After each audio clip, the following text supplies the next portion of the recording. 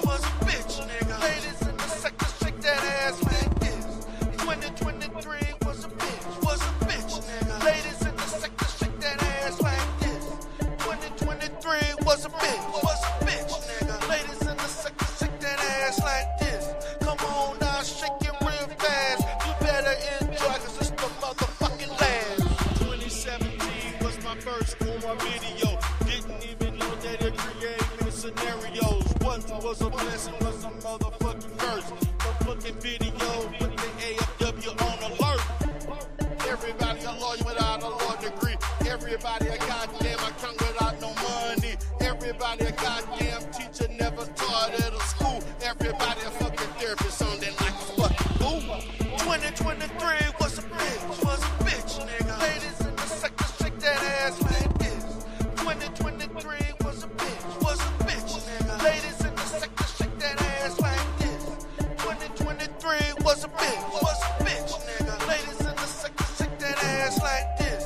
Come on now, shake it real fast. You better enjoy, cause it's the motherfucking last. In 2020, an elder told me to leave the sector. It didn't do any good, didn't make it any better. August 2020, the damn school didn't open. I had to apologize, damn right, I had spoken. The same year seen a new cast of supporters. I was revitalized, so I had to start it over. Teamed up with niggas that like to play dirty and take shots. Now the good guys got the fucking block hot. 2023 was a bitch, nigga. Ladies in the sector, shake that ass like this. 2023 was a bitch, nigga. Ladies in the sector, shake that ass like this. 2023 was a bitch, nigga. Ladies in the sector, shake that ass like this. Come on now, shake it real fast. You better enjoy, cause it's the motherfucking last. 2023 was fucked up from the start. Beef with pussy ass niggas from the damn start. Fuck an AFW, fuck a DBA. Fuck a nigga named Remix in his trifling ass way. Fuck a nigga from the truck to shake his ass to get paid. Fuck that bitch ass nigga from Atlanta that bail. I'm the motherfucking godfather, motherfucking bag. Last but not least, I'm the motherfucking go rock out. Woo!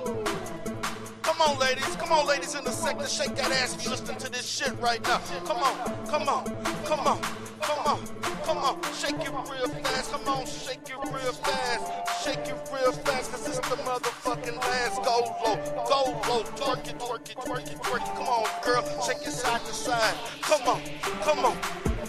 2023 was a bitch, nigga. Ladies in the sector, shake that ass like this. 2023 was a bitch, nigga. Ladies in the sector, shake that ass like this. 2023 was a bitch, nigga. Ladies in the sector, shake that ass like this. Come on now, shake it real fast. You better enjoy, cause it's the motherfucking last.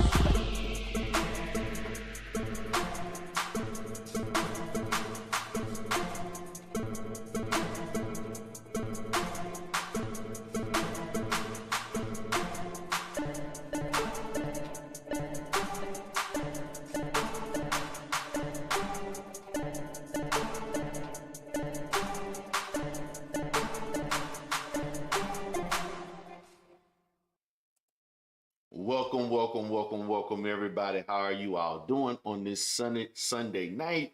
This is D. Durrell broadcasting from the D. Durrell sector and also broadcasting from D. Durrell Live.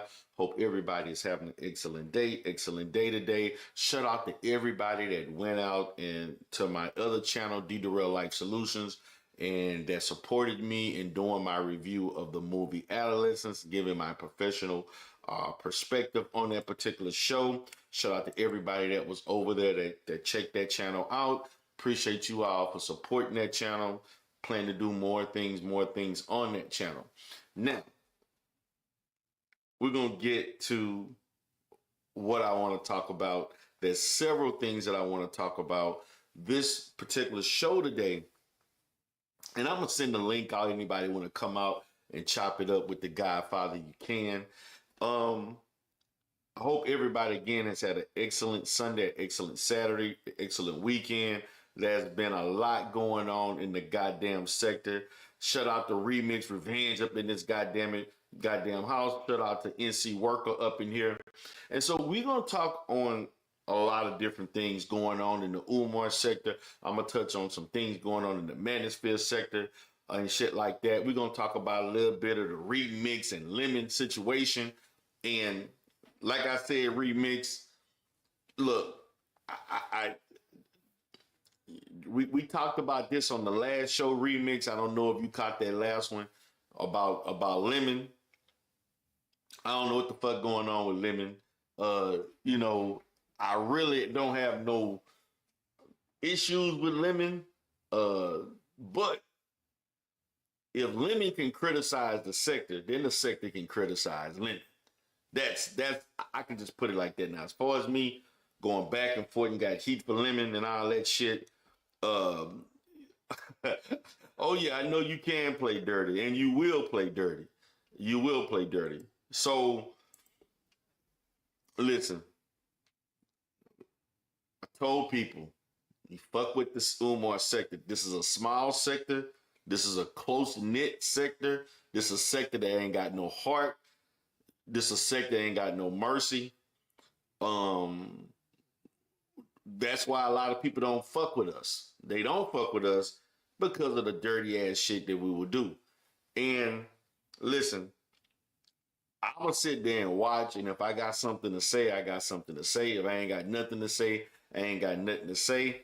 I'm gonna see how the shots gonna go fired either way. You know, that's pretty much all I gotta say with this. There's people in this sector that rock with Lemon hard. Listen, I ain't know who the hell Lemon was until Binary. I didn't know who Brianna was until Binary. I didn't know who Ness was because I wasn't even watching. I only knew of a few people in the beef sector. I knew of Tracy. I knew of S. Hutchison. I knew of the Oracle. T. Locity to T whatever, T Miss T something. I knew of a few people. I didn't know of a lot of people, but I knew of a few. I knew Cookie was up in here also that was in the beef sector, but I wasn't, I was never a fan of the beef sector like that. And not to say I didn't care for the content creators, because as I got to know people, there's people I rock with, definitely. But I just wasn't, that just was a realm I was not trying to have my name attached to. Up until the shit with Binary, and of course Shot Kim and everybody came in there, and the sector came and did their thing. So my position is on this, okay? I will be watching. I will have opinions if some things I feel I need to talk about, and that's the furthest I'm taking it. Like I'm going to discuss things that I think is worth discussing, and I'm gonna discuss some things if something ain't worth discussing. Now, Remix, and let's be real, nigga. You know I don't fuck with the people that fuck with you.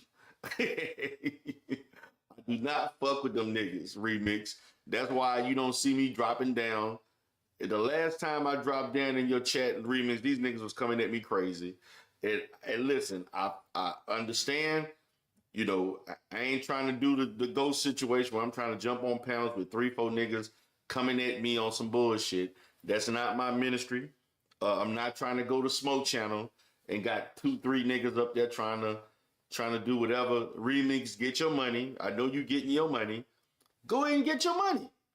Get your money. Get your money. Go and get your money. I ain't hating you for getting your money. I just can't fuck with the people that fuck with you. That's what it is. I just can't, and I'm not. But I ain't got no issues with you. Me and you good, but I just can't fuck with the people you fuck with. And listen, I know they paying you. I know they giving you, taking care of you. That they got the, you know, they taking care of the wallet. Hey man, I can't hate you for taking opportunities if they present themselves. Now, okay, West Bank BDA say not to deflect, D. Durrell, what happened to Monty Woodgrain? Dude was founding father of this sector. Uh, I never really considered Monty Woodgrain really a founding father of the sector, because Monty Woodgrain wasn't necessarily fucking with the sector like that. Now, was he doing, Umar skits and all that kind of shit? And uh, I used to go at little Monty Woodgrain back in the day, talking crazy and shit. But we cool. Like I ain't got no, you know, I ain't, I ain't got no real issues with Monty. Now, back in the day, in my heyday, oh man, I used to go, man, I used to try to go at little, me and Monty had a little brief little situation, but it wasn't nothing to be really, it wasn't really all that. Monty was going hard at other people, and that's what it was. But I don't know what's up with Monty. Maybe Monty got a real job. Monty got shit going on with his family, and he just ain't doing no more fucking YouTube videos. That's probably what happened to Monty. I have no idea. Not really my thing to be worrying about Monty Woodgrain. Let's just keep that, real. No idea at all. Okay. Now, let's talk about the issues that happened today. Now, as we all seen, Mr. Binary Code fam, Mr. Binary Code, obviously back during the morning show. He got a fire intro, definitely nice, intro and everything like that. I saw it. I was impressed. You know, I think that, it's, to me, be honest with you, lyrically, as far as production that I've heard Binary do in the past, this particular intro is by far his best work lyrically and on the mic. That's just me. I think that it's pretty cool, and he released it. I think it was cool how he released it, and I'm gonna look forward to watching Binary morning shows. Matter of fact, I just had a conversation earlier today, with somebody when I was talking about the fact that, or it was yesterday. I had a conversation about Binary typically does this at certain times of the year where he will go live and he will come back. He'll tease the sector with his presence, and then before you know it, he back doing videos again, and that's what he doing. So he on this thing with Ness and Shakim Raw. I'm kind of behind on that because I don't really watch Ness like as much as I used to. I don't even watch YouTube period as much as I used to, and I've been out of the network over the past couple of weeks. And obviously, Binary is trying to stir some shit up as usual, and we're gonna see where that goes. But he had a lot of people coming over, checking him out, on him talking about the little beef sector situations. I don't know what's up with him and this. He didn't comment on he did not comment on Lemon, because I know Lemon was somebody that he fucked with. But Binary doing his thing. Shout out to YouTube cameras. What's up, Queen? How you doing? Shout up to my little nephew, my godson, Propane Oaklane, saying the sector will always be alive even when it's dead. I feel you on that. That's what's up. I see Miss Things up in the house. Shout out to you in here. Remix talking about when I'm gonna get them Godfather donations. Hey man, the Godfather donations are there. I sporadically give them out. I kind of closed the wallet up a little bit when niggas start criticizing the Godfather for giving $200 here, $300 here, $400 here, $500, $150, and so I got tired of having to explain why I'm giving money to people. Believe it or not, I had to literally explain why I give money to people. So who the fuck are you all to be criticizing a nigga for supporting somebody? Like I'm not doing that. Now that was one reason why I did not ingratiate myself into the beef sector as much as I could have. Man, right now, guys, I had a chance when I was doing some of that beef sector content. I could have been. I did two beef sector videos, and I had over 200 people watching me. Okay, I interviewed with one of the big dogs in the beef sector. Caused controversy. My name got into all kinds of shit. Wasn't trying to beef with nobody because I wasn't coming in there to beef yet. Then my name was on Treasure Lane. My name just circulated 100 times. People learning who I am. I could not go to a beef sector channel unless or go into the chat without somebody greeting me. Hey, what's up? Hit that cash app for me, D, and all that shit. I was laughing. I thought the shit was funny as fuck. I had fun with it, but I wasn't trying to beef with the ladies like that. I was not. I was just trying to learn the sector, be a supporter, talk my shit, support binary. So even was trying to fuck with Shakim, but Shakim for some reason, like despite all that fucked up shit he did, like dude, like obviously he want me to be like talking shit about him. So that's what it is. We could never, like, this nigga still mad about Flacco. So like, nigga, let that shit go. Let that shit go. Nigga, again, I think it was his birthday. Nigga was begging for money, and all this other shit that he typically would do, going live, and I guess they fucking with him. Really, and he's on these panels. The nigga came out. Okay, you came out and said that you're bisexual. Like, who really gives a fuck? I don't care. Like, it was not new news to us, but it was new news to them. But he actually was official there. We was calling this shit since 2020. So, since 21. We was calling this shit since 21. So,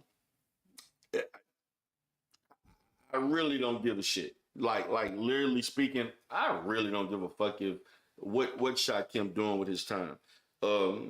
That's his time. That's his time.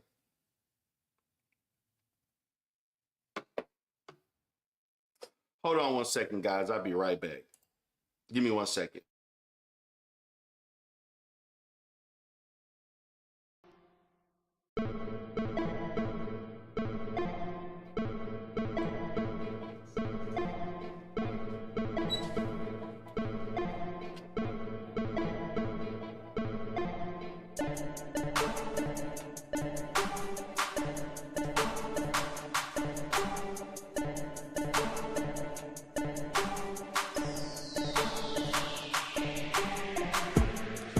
2023 was a bitch, nigga. Ladies in the sector, shake that ass like this. 2023 was a bitch, nigga. Ladies in the sector, shake that ass like this. 2023 was a bitch, nigga. Ladies in the sector, shake that ass like this. Come on now, shake it real fast. You better enjoy, cause it's the motherfucking last. 2017 was my first Umar video. Didn't even know that it create many scenarios. What was a blessing was a motherfucking curse. The fucking video, but they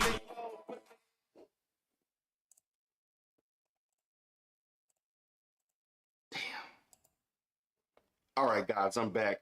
Sorry about that. Had a little brief situation I had to go deal with and everything. So I'm back. Propane say mean time in between time. Shout out to the us. Shout out to the us. Yeah, man. Look, man. I'm be honest with you. I would like the sector to tell me how you all feel about Binary going live again on his morning show. I actually like Binary morning show. I thought it was cool.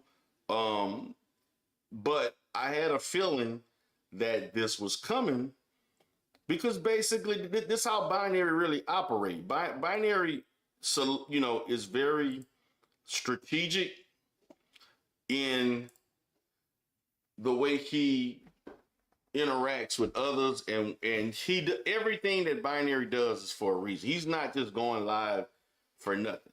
And I understand, he's doing things in the confines of what his wife is okay with him doing. She don't want his ass on this shit full time, all the time, which I understand that, and I know how that shit is.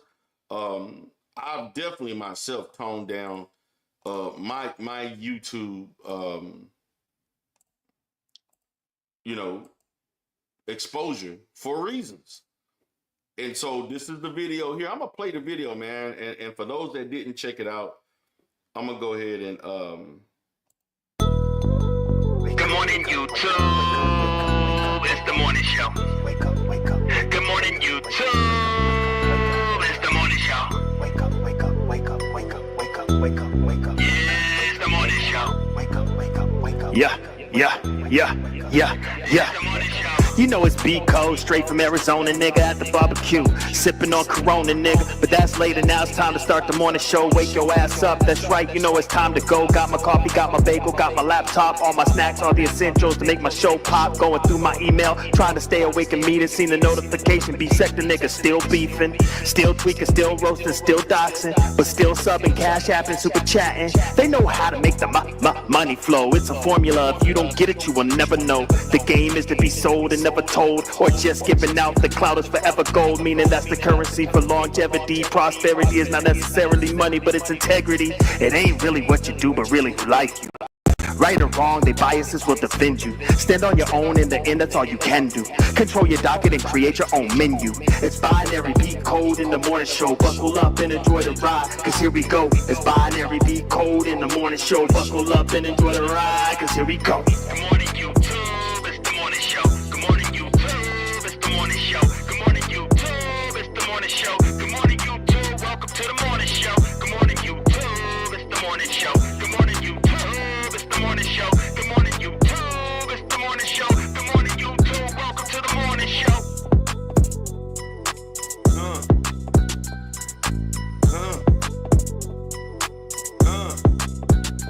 Go.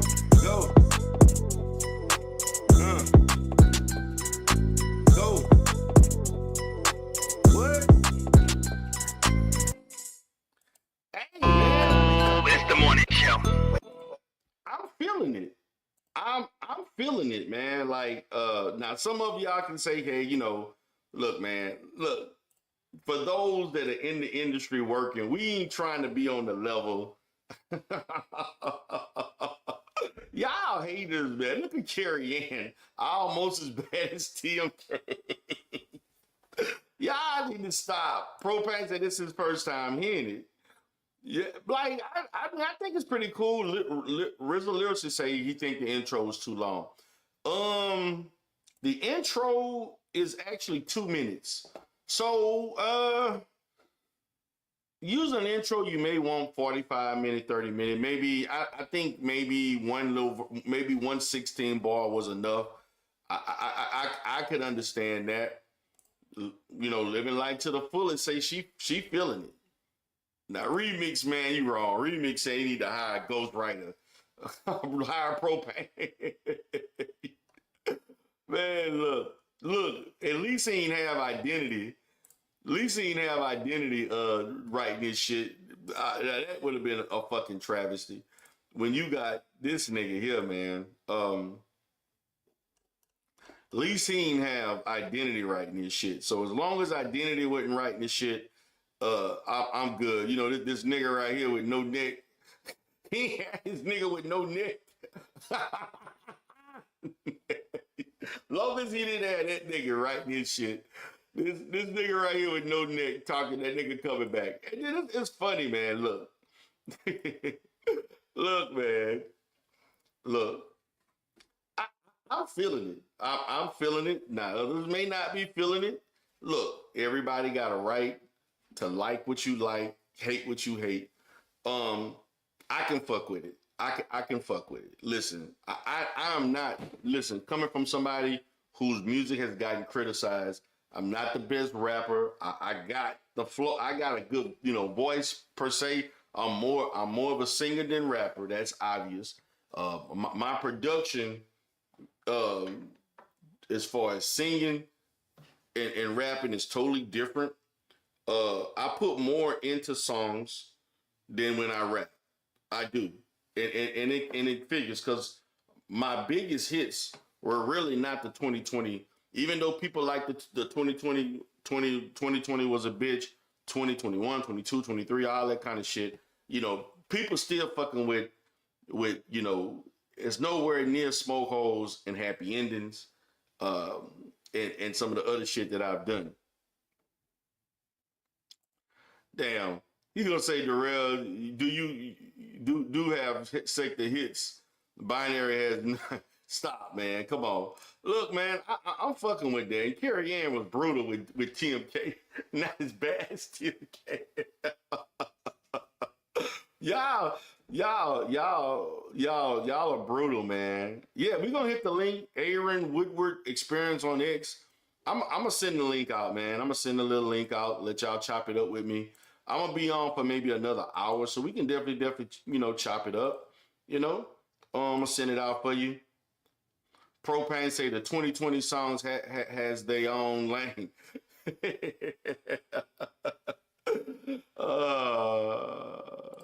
Miss Thang say the only person who said it was cheers for every man, no matter what, especially.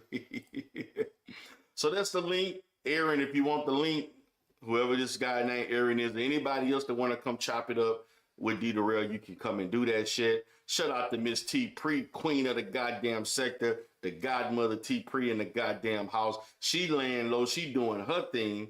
She say, I got money to make in real life. I ain't got time to be fucking with you niggas. I got real money to be making in real life. Look, man, I'm going to say this. I want to make a comment on the bullshit that happened between Pills and I know what that shit caught me off guard. Like, I ain't even know the heat between whatever. That was their first time. I would have thought they had some kind of interaction, but that shit threw me off on Friday. That shit really threw me the fuck off. I was like, what the fuck? Like, next thing you know, these niggas cursing each other. I literally had to sit both of their asses down. Cause I was like, what the fuck? But that threw me out Saturday night. Saturday night was a fun live. I went live for about an hour and a half to 2 hours. Everything went well on that. I think that was pretty cool. Remix said, why Pills attacked the queen like that? I'm disappointed. He didn't really attack her. She went at his ass first. And she just told this nigga, she just felt like this nigga be pussy popping around the sector. And that threw me the fuck out. What's up, man? What's up, Mikey? Chilling. Chilling. I got you doing your thing. Hey, what you think about they talking about that slander, the white dude? Okay, I'm gonna get to that. Now, before I get to that person, I'm gonna talk about when he hosted the funeral for drama for Mr. Antonio. The nigga with a horn on his head. This nigga here. We gonna talk about that shit. This nigga. So I'm gonna say this, guys. I want you to know that behind the scenes, Mikey, there have been rumblings for years that Slander God was a white man. Okay, did you ever hear that before from anybody, Mikey? I mean, you did or didn't?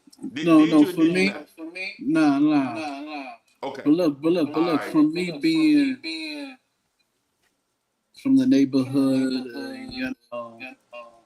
the voice got to match the face. If it doesn't, yeah, but in 2023, man, 2025, man, people can sound, non-blacks can practice and rehearse sounding. I tell you this, right? That it is not a definite thing. No, I tell you this, right? I did a phone call, right? Let's say to pay my bill. or whatever. The person thought I was white because the way I was Okay, sounding. everybody's saying you got an echo, brother. No, that's I not don't me. hear an echo, but let you out and let you back. Give me a second. Okay, so y'all telling me that Mikey got an echo, so I'm gonna put him back on you. Yo, yo. Okay, go ahead, bro. I'm gonna let you go again. See how they go. Yo, yo. Yeah, go ahead. I hear the echo too. Now I hear you it on hear my the side. echo? I hear it on my side. Hold on. Okay. I tell you what, Mikey. This is what I want you to do. I How want about, how you about now? to come back in, and he's stupid too. Carry Ed style. Let me take you out, and you come back in. Okay. Okay. Okay. Carry Ed taste. Look, man, y'all brutal in the chat, man. Y'all are so brutal in the chat. Look, now let's talk about Slander God. Now y'all know that if for people that have known me, when this sector first started, I'm pro-black. When I say I'm pro-black, I mean I'm pro-black. I live pro-black.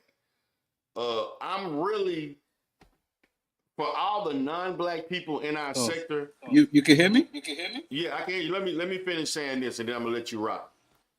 I'm not against. Now this is supposed to be a black sector, and I can't. At one time in the infant stage of the Umar sector, there was a lot of pro-black rhetoric. Now, as the sector grew and became more of the, instead of Umar sector, the sector itself, you got people from other races that are here. I'm not really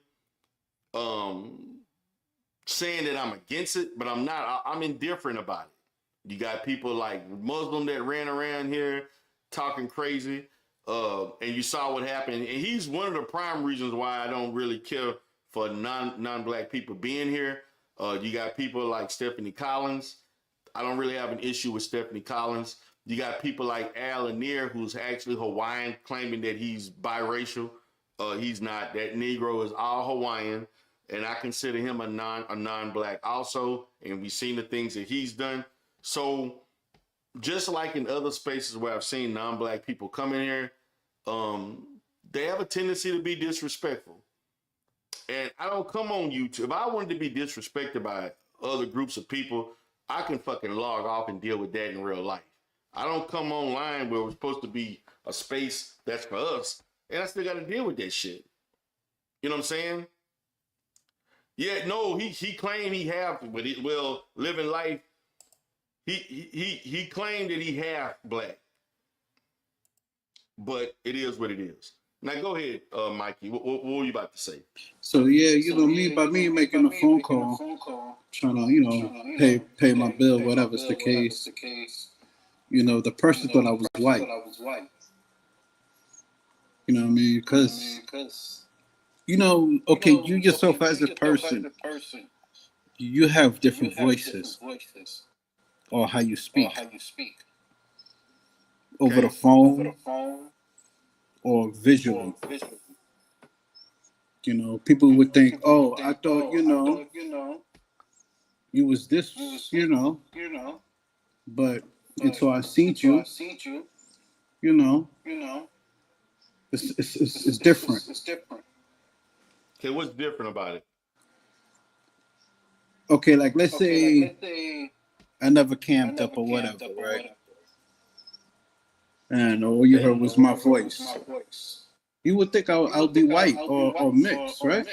No, you don't sound. No, I don't think you white at all. Nothing about you But says but whiteness. but when you talk over the phone, like let's say you're trying to pay a bill or something, people will think that. Okay. Well, I don't think that. I mean, I understand you I'm wouldn't just think telling that. you, man. I understand, I don't think. I understand you wouldn't think that, but I would think that until I see Slander that said, person. listen, the brother said that he was biracial, but he basically claimed being black, and I just left it at that. So I never questioned slander. Now, do I know that due to the behind the scenes BS that go on, there were people who at the same time was trying to dox Laquan Fisher and dox um um Antonio Johnson. They were also trying to dox Slander God too. I know this for a fact. There are people who were chopping at the bits to expose Slander God. Now, was that, I ain't one to be like, that ain't my ministry. I ain't got time and I have no interest I mean, there in was. doxing and exposing anybody trying to prove what race they are or what they not. So is that picture Slander God? I have no idea. To me, I'm gonna have to say nay unless they put a real name to it. Because my position is that if that's his picture, then you got to say what is his real name, first and last name, on are the means in which you found that picture. Because through his name, you can verify, you can validate whether he's telling the truth or not. I don't know who the fuck that is. There are softwares where you can put that picture in, and they can find out who it is. But I That's don't know. true. My position is I don't think it's him. Yeah, that's software. You could see who that person is. Am I right or wrong? Yeah, you can, but I don't know what. Yeah, where does the photo come from? Okay, like I let's have no say, like let's idea say, where the like let's photo say come some, from. like let's say somebody, or let's say I do, and Google that photo to see who that person is, and it's not slander. Who's the fool? I mean, who's the fool? I don't know. Whoever believes is him. I have no idea. I mean, Now, the fool who put it up. I do feel y'all on this. Um, Now, Living Life said, I like Slant. I don't care what he looks like. Now, I don't really care what he looks like, but I do care if he white or black. Because this nigga throw nigga around and say, you speak amongst us and speak our jargon. And I don't take kind to people who are not black to speak and say certain racial things that we say. I And mean, unfortunately, I've been in other sectors where people he pretend to got, be black so that they can get away with saying that shit. he got, he And I got. take and Look, I find that very disrespectful. I find that very disrespectful. Um, so he got I some don't nigga have an in him. issue with Come how I on. don't care how the brother look, Yeah, but yeah. I do care if he is a white man pretending to be black, coming in here talking shit and saying racial shit to black people to get a kick out of it with him and his friends laughing that he got the, he can get away with calling black, I black mean, people that's niggas and this and allegedly. that That's and saying it allegedly. That's casually allegedly. That's as if he allegedly. black, then I have a problem with that. That's I have a allegedly, problem dude. with that. That's allegedly. Man. Now Come I on. don't know what the hell it is. No one said Creole Angel Hair Pasta that we have a problem with him being biracial. Biracial is not white. Biracial is not non-black. Okay, I have a problem with the fact that he's not black at all. That's the problem I have. Just like I had a problem with Muslim. I'm consistent. I'm consistent. I really don't care for non-black people being in this space. I really don't. Um, they are not my priority. Matter of fact, I try to be as cordial and civil, but as far as me doing content and shutting them out and all that stuff, like, and to be honest with you, let's say somebody like Stephanie Collins. I don't have any issues with Stephanie Collins. However, my interaction with Stephanie Collins would not be the way I interact with everybody else. If Stephanie Collins was to leave the sector today or tomorrow, I would never bring it up and it would not be of any value to me. And I've talked to Stephanie offline on some business, real business. Okay. And I would deal with her just like I deal with anybody that's non-black in real life. I'm cordial, I'm respectful. I don't necessarily talk to people that are non-black for recreational and just kicking it and hanging out, small talk. If it's not something productive or something benefits me or something that's relative to me in my life, we really ain't got much to talk about. Now, me That's just personally, how look. I operate. No, I understand. But me personally, I love. Are you deaf, Creole, Angel Hair Pasta? Nobody said that biracial does not mean non-black. I never stated that. I stated that whether or not I understood that he was biracial, but the fact of if he's white, he's non-black. Biracial people who are mixed with black are not non-black. Those are two different things. Okay. And I'll go and even say, in my opinion, um, I look at biracial people as being black. Okay, and a lot of people in these sectors don't agree with that. But in real life, in my real life, people who are biracial, I don't know many biracial people who act like they not black. I don't. Now, some of them have issues with being black, with how they're being treated or fitting in. But most of them, for the part, most biracial people I know, if I ask them, I know you mixed. Are you black? I'm black, but I'm mixed. That's what I get. Now, that's my experience.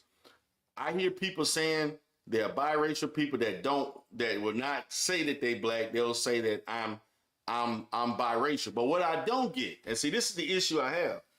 I never hear a biracial person just say I'm white. I never have heard a biracial person in my life say that they were white, not black. But I have heard biracial people who say they black and not white. That's just me. Now, that's my experience. But with that being said, guys, my position is that I don't know if that picture is him because they didn't put a name to the face. If they put his real name to the face, then I would say, okay, this is his name. This is who he is. This is who he is. We can validate that. But I really don't have an opinion on the picture because I don't know if that's him. Just because, and you guys got to look at the sources. You know, let's not act like some of these people are necessarily the most credible motherfuckers around to be putting out a picture allegedly just to say, oh, that's him. Like, I can't buy that. That's just not enough for me. So basically, you're saying they using Jedi mind trick. Well, I'm not saying it's a jet. All I'm saying is that don't even make no sense. They just took a picture and said this is slander. Okay. What does that mean? Am I supposed to just assume you telling the truth because you took a picture without saying when using and the sector as well as the sector docs the fuck out of people? They put name, profession, where the nigga work, where he live. You know, as much as detailed as people docs in this sector, are you just gonna put a picture out and expect me to jump? No, I'm not. That's not enough. What's up, Carrie? Hey, I think I hear an echo on my thing too. Hold on. Maybe you need to go out and back in. I muted him. Can you hear now? Are you good now? I still hear an echo. Hold on. Hello? I don't hear it now. Yeah, it was you, D. Darrell. Am I the echo? When you muted, I didn't hear it. Yeah, I don't hear it now. Okay, go ahead and rock. I'm gonna just be on. Okay, yeah. So obviously we've had this discussion many times before about what it means to be black, and I don't think there's a need to rehash that. At the end of the day, it's an opinion, right? There's no biological definition of what it means to be black. So this is like culturally defined, right? Are you with me? Can you hear me? Yeah, I'm letting you go. Yeah, you're right. Okay, yeah. So what I would add to that though is that I've heard that it's actually another form of white supremacy where if you said biracial people will never say that they're just white, and that's because white people are perfectly comfortable gatekeeping their whiteness, and Facts. they'll tell them you're not white, and biracial people will respect that. But if black people tell biracial they're not black, they feel like they higher than black people and they can argue with us, but they won't try to argue with white people. Like, they'll take the white man's word and respect it. But if That we is say true. no, we're gatekeeping our identity, they'll tell us, nigga, shut up. You don't know, I tell you. So it's a form of disrespect, actually. Okay. So, and I do agree with that. The fact of the matter is that the conversation, when they're not going around saying that they're white, because they know that they can't. They have issues in there, and it's easier for them to blend in to our community as opposed to the white community. Now, the reason why I have my position, because I'm looking at it from systemically how it was utilized in slavery. This whole thing about saying you biracial, they didn't have a choice back in the day. And these people Right. were enslaved just like anybody else. They were treated as black. They were, so for me, I'm not trying to understand where all of a sudden, because somebody coined the term biracial, all of a sudden it's giving you some freedom, as if you're not getting any social, you're not getting any economic or sociological benefits outside of people in certain industries preferring to see your face on a screen or on a video. I don't And agree that's with not that. I think that's that there's not real always been benefits. a colorism. Those are not real benefits. But so, Well, I did a but study about this on my channel where we talked about a woman's chances of getting married increase as her skin becomes lighter. There are economic benefits to having lighter skin and appearing more white in a white supremacist society. And that's not just so you're telling me your study saying that black men are more likely to marry a lighter skinned woman than a dark skinned woman? Absolutely. Based on what?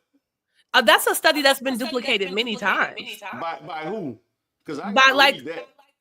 Yeah, I'll put the video back up. I already had this whole discussion. The reason why I'm saying that, because the information, when I look at racial disparities as it relates to what is, as far as, even though they're not, to me, in my opinion, there's not a lot of reputable, in my opinion, for my standard, there's not a lot of reputable studies on this, but I'm looking at sample size. No, this is a study that was done in Boston and Philadelphia. I don't remember all the details. But it don't matter where it's at. If that sample size and the method that they collected that data is not to my liking, I'm not even reading the So, research. D-Darrell, what I'm going to say to you is this, is that I'm nobody's sociologist, but this wasn't just some magazine I found on Essence. So let me finish my thought. Your point. I'm not arguing your point. I know. I just want to. Okay. No, but I would like to read what you have too. But what I'm stating is that that the stuff that I have read was not good. Most of it was not good research. That's just me. Most of the stuff that I said, I felt that the sample sizes were not big enough, and there was with the research, what we call research methodology, reliability, content or research reliability wasn't there. That's just so me. what I'm telling you is, right, what I'm telling you is, I'm no sociologist, but the studies that I found were at least somewhat credible. Could you find some problems with the methodology? Fine, but it wasn't just some bullshit is all I'm saying. They had done this over a large sample size. It had been longitudinal. It had taken place in different areas. It was volunteer bias accounted for. Longitudinal, like how many years? Like 10 years or something? No, it was at least 20, 30 years. 20, 30 years? Yeah, and I can't remember everything off the top of my head, but when I did this conversation on colorism, I really looked into it. And no, this is something that's been researched, particularly the thing with how colorism affects a Black woman's chance of marriage. That's well substantiated. Now, Carrie Ann, you also understand that there are far more darker skinned women than lighter skinned women. Well, doesn't that make the change even more prominent? The idea that men are sometimes seeking lighter skinned wives, and the reasons and the I look. I'm not going to argue with you whether or not No, no, colorism I'm not trying to exists. argue. I'm just looking at probability because No, but research to me, deals what with I'm saying is probability. right, and what I'm saying is even in the space of that, I mean, I think that lighter and lighter skin becomes more prevalent with every generation, right? There were Okay. certainly fewer light skinned people 50 years ago than there are today, right? But at the same time, I don't think that it's really arguable that there's colorism and dark skinned men in particular have a preference for lighter skinned women. I don't even think that's worthy of discussion. I think that's well known. That is arguable. Because then you're gonna do you have a sample size of darker skinned men? Because what you see on TV is not representative of the total aggregate of black men that are dark skinned like myself that choose to marry darker or lighter skinned women. What I can say, Carrie Ann, there's definitely research that shows black men who are of a certain social economical level having a tendency to marry lighter skinned women or date interracial. Now that's tons of research on that. Right. But if you want to look at the total, that like to me, to be honest with you, there is, as far as black men who make six figures on up, the likelihood of them marrying lighter skinned women is astronomical as it relates to other men of equal economic status dating outside their race and so on. So I agree. I think both of those things are true. I think that in general, and that's definitely something with that. And to me, that is actually not talked about enough. I think that there are some aspects of that particularly black men who get a certain standard that feel that they have to marry someone that fits more into a European mold or who's actually European itself.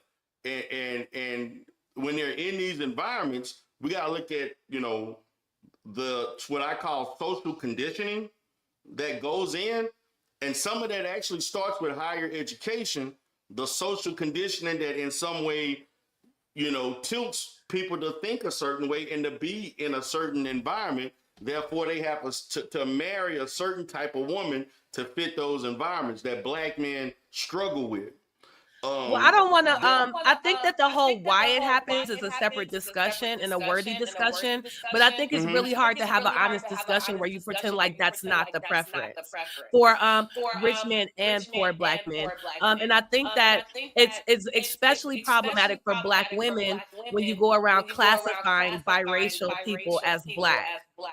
Because it is not true that there is not social and economic advantages to being lighter skinned and being closer to white and a white supremacist. Name me the real, I'm talking about as a group. Now, if you want to talk about selective people who have some advantages in certain industries, but as a group, no, I don't see it. But please, okay, well, if that's okay, I feel you. If we can't agree, I'm just looking at it as a whole. Now, are there in certain industries? Yeah, but I mean, I don't see it. But if you don't believe that people who look closer to white have an advantage in a white supremacist culture, I think that. No, I don't. Okay, I don't. Then yeah, at that point, I don't really think. Why I don't. I feel like I keep waiting for you to let me get a sentence out, and it's just never coming. I'm sorry. Go ahead. I apologize. No worries. Yeah, I think that if you're functioning in a framework where you don't believe that being a biracial woman is more advantageous in America to being an actual black woman, and that having light skin doesn't give you advantages over dark skin, and straight hair doesn't give you advantages over nappy hair, I think that we're existing in two completely different realities. And it's not just that. The studies I'm almost done. The studies I brought up on my show, the echo is really bad, Diderot. Okay, I'm gonna mute myself, but go ahead. Okay, I'm almost done. The evidence that I brought up on my show and the research, it didn't only support the financial advantages to being closer to white, the romantic advantages to being closer to white, but also there's evidence and research that supports the idea that black people with lighter skin get treated differently in the criminal justice system than dark-skinned people. So I know some of you one-droppers with your African lemonade and you wanting to believe that. I agree. There is some evidence that I read on that. So why we I want to definitely pick and agree with choose that. like it's not all around advantageous? I don't know what's the point of playing that game, No, but I'm I just don't gonna think say it's. that I don't think it's overall advantageous. I don't. yeah, I don't. and again, I'm just not prepared. I think that's a ridiculous kind of point of view, and I'm just not really No, I prepared don't to. think it's ridiculous at all because I've seen it and I've read and I have research that I can also point that can prove that too. But I get your sentiments.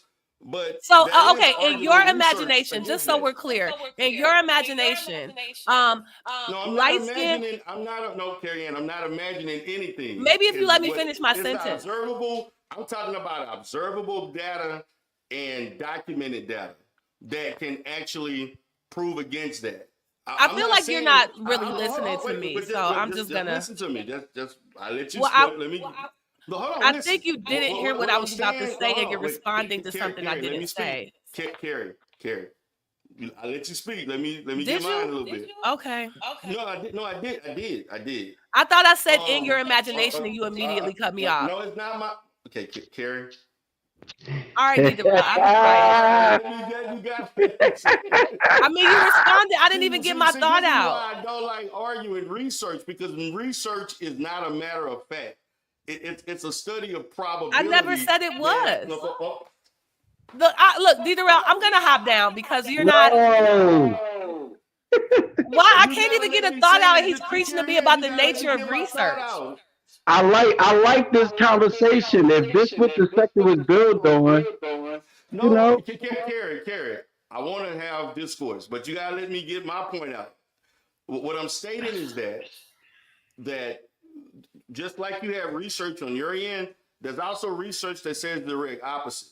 And so the problem, well, I don't have arguments about research that often because research is not necessarily a study of the matter of fact. It studies outcomes and the probability and the factors that contribute to an outcome in a structured setting. Okay, and so you can find research to say one thing, and then you can also show research to show something else. That's all I'm saying. I'm not trying to invalidate what you're saying at all. What you're saying, there is reason and there is research to support that. I never said that the research wasn't valid at all. I never said that. So I just want to make sure as we move forward with this discussion, you understand that. I don't really think I needed you to interrupt me and tell me what the definition of research Okay, is. Carrie Ann, now you just being like, Hey, I'm not trying to interrupt you, Carrie Ann. I'm not trying to argue with you, Carrie Ann. Let me move on to Chaos Rain. What's up, Chaos? All right, what's Chaos good? Rain? What's good? What's good? What's going on, man? What's up? Yeah, man. Yeah, man. I was just saying. I'm not sure people talking about this colors. Wait, why is it echo? Because I don't Dita know what's Rail won't going- exit and come back in. Yeah, you could jump back in, Dita, because you're on your StreamYard. All right. Yeah, because he snaps out echo.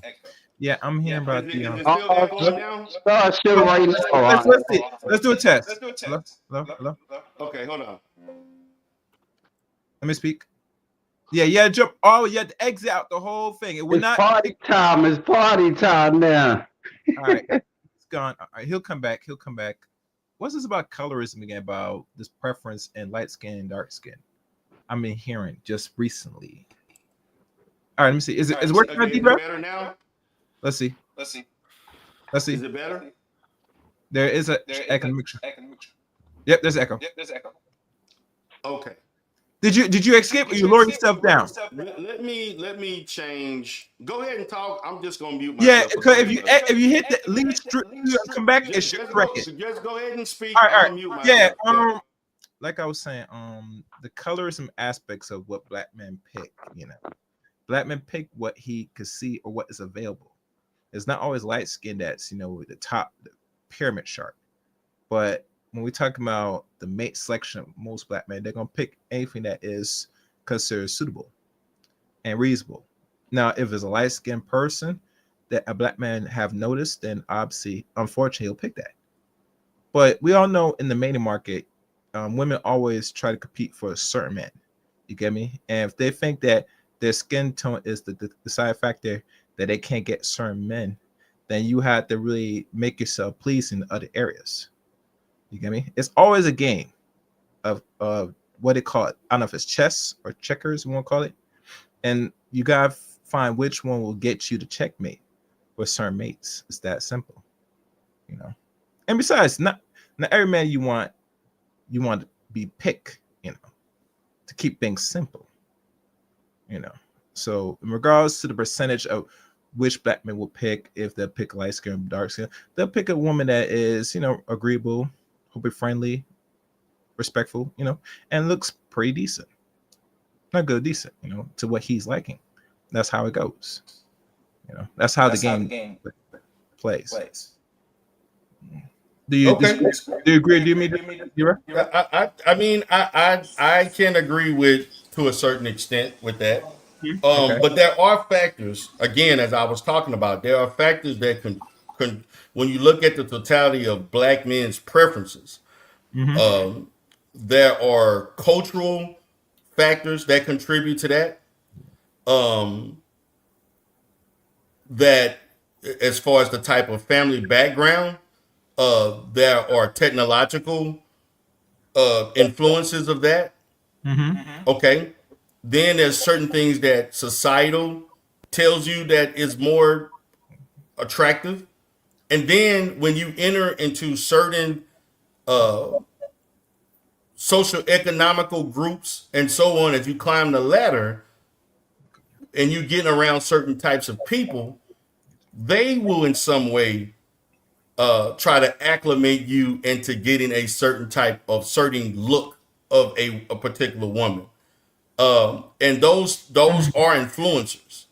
But I and so we have to look at that. I guarantee you, if you look at a lot of research that I've seen, I don't really, that's really, in my opinion, and this is me speaking professionally, there's not a lot of good research on this. It's not. In my opinion, professionally speaking, there's not a lot of good behavioral research on this. There are some, but most of it is trash, in my opinion. And so, but whatever that research comes out with doesn't mean that it's factual. It just proves that in that setting and what they did, this was the outcome that allows us to study and observe the fact that certain type of people in a certain environment, certain class, certain walk of life may have a tendency, if these particular factors are in play, to choose a lighter skinned woman or a darker skinned woman. That's all I'm saying. And I will argue that, or with any situation, because that's typically basically what the research is saying, whether it's for darker or lighter. It's all going to come down to the methodology, the sample size. Is there if you look at the error, there's error that's also that you have to account for. That's what's called a standard error of estimate. You have to estimate like things that went wrong. That will also, you got to look at the significant differences. That may be a situation in which there are some differences, but the differences are like 2 to 3%, which is not significant, as opposed to something that's a difference between 40% of black men in this area choosing and then 20% in another area. Like that, there's some other things that have to be accounted for when you are truly assessing research. Can I That's ask a all I'm question? saying. I have a question because I feel like this is the second time you kind of gave that explanation about the limits of research and what research can be reliable for. And I don't think that echo is crazy. Go ahead. I don't think that there's a lot of people who don't know that research is not the same thing as facts. and that it has limitations and you have to examine the methodology. So I guess I just want to ask, like, how is it that you want to go about this conversation? Because if every time what I brought up was one of the most widely accepted research projects is longitudinal, as I mentioned earlier, tens of thousands of people contacted, and I've tried to refer to it twice, and you've cut me off to say that research has its limitations, and that's fine. So are we going to rely upon the research, or was there some other intelligent way you wanted to have this conversation where we didn't discuss the research, or are we just going to keep a certain, like, what is it that, how would you like to go about discussing this? We're already going about it. You just don't agree with the way I'm going about it. The fact of the matter is that I don't care how longitudinal the study is and who created it, there are errors and flaws in the research, period. That's all I'm saying. And it can be argued. That's all I'm stating. And again, the research of how well, just because everybody approve of it don't necessarily mean it's good. They all can be wrong. I agree, but I could see if I was able to get my point across, and then you wanted to argue about the methodology. But when you keep talking over me and cutting me off, Carrie Ann, I was not talking over you. Come on, you corrected when you said things like and you said it again. Okay.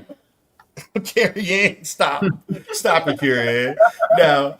So if I want to point to something specific in the research, and your argument is that it might be not apply in one area and not another, and I respond to that by saying this took place in 4 major cities, and then you say the sample size might not be big enough, so I say this was the largest study comprised of tens of thousands of people.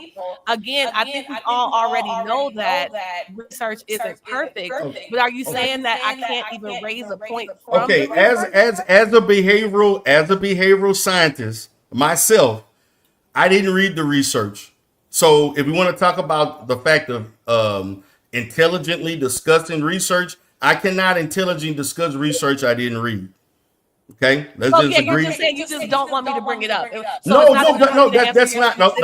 You're making inferences. That's not what I stated. Carrie Ann, stop. Carrie Ann, you said that. Wait, Carrie Ann, slow down, baby. You said you wanted to have Carrie Ann, listen. I didn't read the research.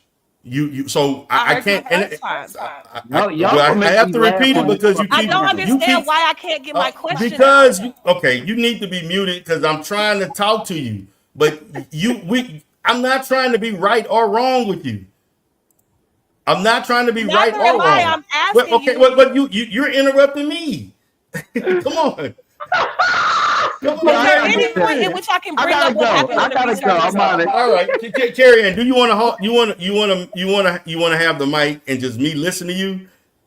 I mean, I would like to be able to bring up a topic from the research, and but Carrie Ann, I just stated I did not read the research. I cannot intelligently argue research that I didn't read. So when Chaos Reign just gave his opinion without citing any research, that was okay. But if I want it was not. No, did you listen to what I told him? I said that I agreed with some of the things he said to a certain extent. I didn't say I just believed everything he stated. Yeah, the same applies to him. Got to say it. I'm not even being allowed to say mine because because you're saying that I said things that I didn't say. I didn't say you said anything about it. Yes, I said it was okay for him to speak, and you won't let me even say anything. Carrie Ann, you being funny tonight. We got to give a whole speech about his opinion based off nothing. I'm trying to point to something from the research, and you keep cutting me off. No, I'm not, Carrie Ann. I'm not cutting you off from the research. I'm listening to you. Okay, what point did I get to raise from the research? Carrie Ann, you were speaking on the research 2 and 3 minutes at a time. Okay, D. Darrell. But I get the research that you stated. And you stated it was a longitudinal research based in 4 major cities. Well, I was hoping you would let me say the fact I was trying to cite. Okay, I'm sorry. Go ahead and state the whole thing. Then I'm a rebuttal. You know what I'm gonna do? I'm gonna email you the research. I'm gonna send it to you, and then I'm gonna set up a show for us to talk at a separate time because I'm not really getting anything out of. I agree with you on some points, but not everything. And it seems like I can't. I get it. I mean, it does make for a better discussion if I read it. It really does, and I agree with that. But I'm not trying to overtalk you. I'm really not. Excuse me for over talking you. I'm not really trying to. Research isn't perfect, but it's the but- best we have so far. This is but- the but most see- longitudinal study. Like, see- I don't understand what the point No, is. see, and excuse me, because I'm used to being in certain areas where people are always quoting and they didn't understand what they was reading, and I had to explain to them these, and so they're used to just taking raw numbers, and that's all they focus on, and they're not focusing on how those raw numbers were computed and what they really mean, and as it relates to how you evaluate research to its totality, and they didn't want to hear that shit, but they just wanted to talk about the end result. I cannot effectively discuss research if we're not going to talk about the research from start to finish. That's all I'm saying. That's how I was trained to study research. I'm not looking to you to validate the same way that what's his name, Chaos over here was like, yeah, skin color doesn't matter because you might be able to make up for being dark skinned by being feminine or whatever the fuck he just said. Where it seemed to me like he tried to suggest that dark skin, where it seemed to me he was trying to suggest that dark skin wouldn't preclude a woman from marriage, but then he started talking about other ways of women to make up for not being light skinned, which would seem to me to suggest that light skin is advantageous in the marriage market. And so I would like to be able to discuss that, but according to this research, and again, if you know of any research that's more well respected and more cited than the urban equality evidence from Four Cities study last done in 2009, right? The last update, I think they have another update coming in 4 years, where they said light-skinned women are married at the rate of 55%, where dark-skinned women are only married at the rate of 33%. This is based off of tens of thousands of respondents. This isn't based off of, they accounted for things like volunteer bias. These are some of the best sociologists in the country that worked on this all in 4 different major cities, and that's the conclusion that they had. So I don't know, I'm not suggesting that's perfect evidence, but I certainly think it's based off more than you just saying something like most of the people I know, which is what you said earlier in this conversation. I think this study is worthy of discussion. Okay, can I speak now? Yes. Okay, so I did not say based on what I know. I said based on what I studied and what I've seen as it relates to people who are married. Listen, I've counseled over probably maybe 5 to 8, maybe 5 to 600 married couples that were black in the last 20 years. I didn't see disparities among having more darker skin or lighter skinned women married than darker skin. Okay, that's one. Number two, again, as I talk about the research, when I study research, I'm not just studying research that slants one side over the other. I look at research that may support your stance, and I also will study research that may show that there's differences in outcomes. Okay, that's what I'm stating. The fact of the matter is that there are more darker skinned, brown to darker skinned women than lighter skinned women. You have to account for the accessibility of what is being within that sample size. As far as we got over probably I'm gonna say about 27 million black women, 28 million black women in this country.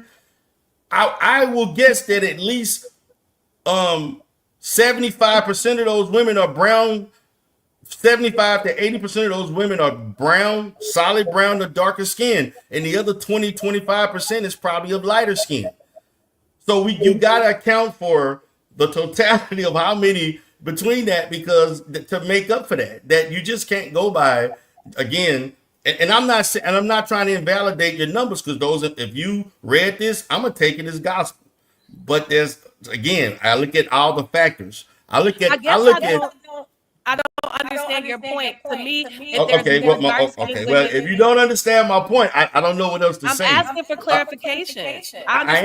What I'm saying is clarifying. It's clarifying other factors that contribute to that outcome. Okay. I'm not just looking at the outcome itself. I'm looking at the factors that contribute to the outcome. Can I ask a question? Yes, ma'am. So if you're saying that there are more dark-skinned women than light-skinned women, wouldn't the fact that more light-skinned are married women are married point to an even greater bias? That No. and if No. so if Hold I on, said Chaos. that if I Hold on, said Chaos. that Go ahead. so for example, right? If there's more people in America who aren't obese than who are, right? Hypothetically, that the majority of people are not morbidly obese. So if most of the people who have heart attacks are morbidly obese, wouldn't that mean that they're even more likely to have a heart attack because they're morbidly obese? We're not talking about being morbidly obese. We're talking about marriage preferences. Those are two Right. So different I'm things. talking So about I if don't think something is those two already in things. the minority Don't- and then don't- it's more likely for something to happen there, wouldn't that point to there being a greater bias towards that minority? And we're further, talking. Really With good. Gary, we're talking about mating preferences. We're talking about dating. Those are two different things. We're not talking about health conditions. We're talking about dating preferences. okay, maybe that was too abstract. No, If it it's was true not. that It wasn't abstract at all. That's just a matter of fact. I wasn't unaware that we were talking about a health thing. I was But that talking is, you're talking about, if you're talking about health conditions of someone getting a heart attack for being obese, that's a health condition. I was speaking about how minorities play out. Well, even for that's still a health If condition. something is less likely to occur in nature, but it's more likely to occur in a subset, wouldn't that point to the subset being more biased? Okay, you're trying to, in some way, use a different set of circumstances. Yes. Under to kind of relate to the fact as it relates to preferences. If something is a minority, okay. Okay, because so that metaphor didn't work. Let's just throw that away, okay? If it's true that men who are rich and successful are more likely to marry women who are thin and young and lighter skinned, doesn't it reflect that that would be the preference for all men, but just the men who are most successful have access to that? No, it doesn't.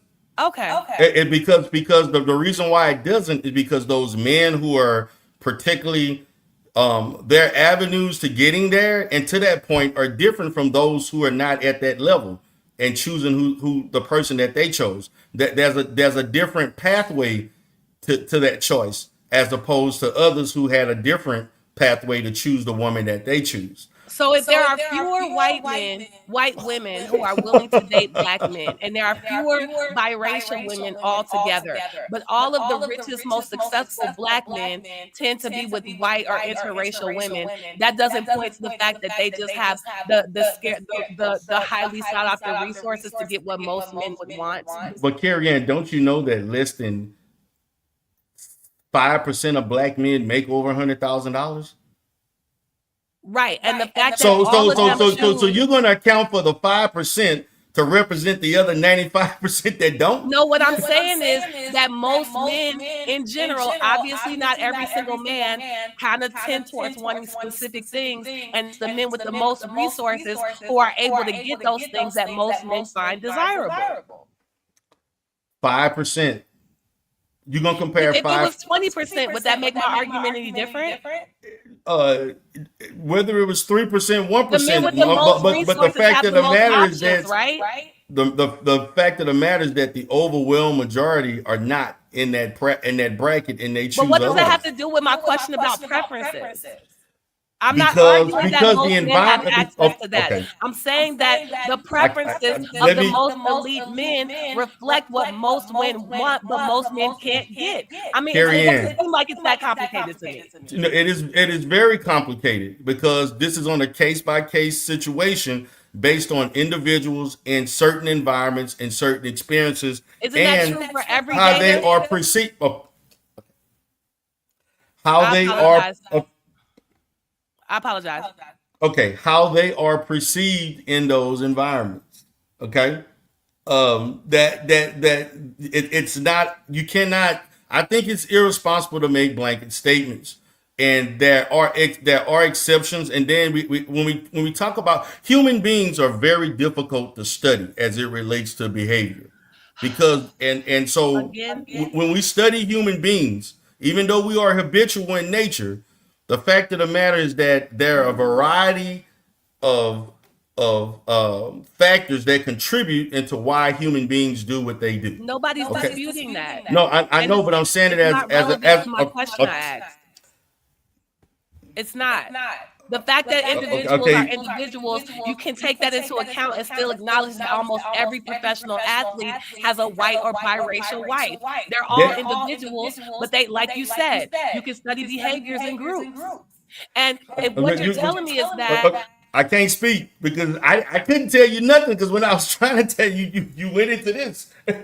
I'm sorry, go ahead and give your speech about how people research is in fact. No, I'm just, but the me a third research time. is important. And to be honest with you, even the research that focuses, let's just use the athletes and the entertainers.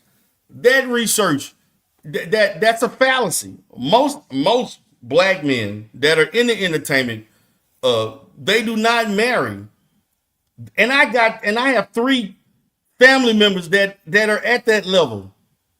Most of them, and I've seen some of these people, most of them are not married to non-black women. They're actually married, but on television, what is advertised and what is seen, you're going to see that more than what you see with you. There is an issue of not wanting to project a positive black family in certain specific. So that there is a purpose for that.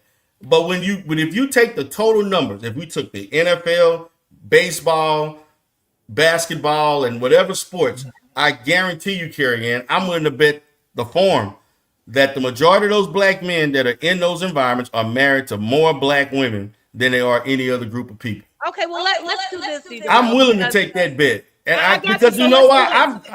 Go ahead. Let's do this because I feel like we're kind of talking in circles. We're not talking in circles. We're having a conversation. That's not really circle. I would love to finish my sentence.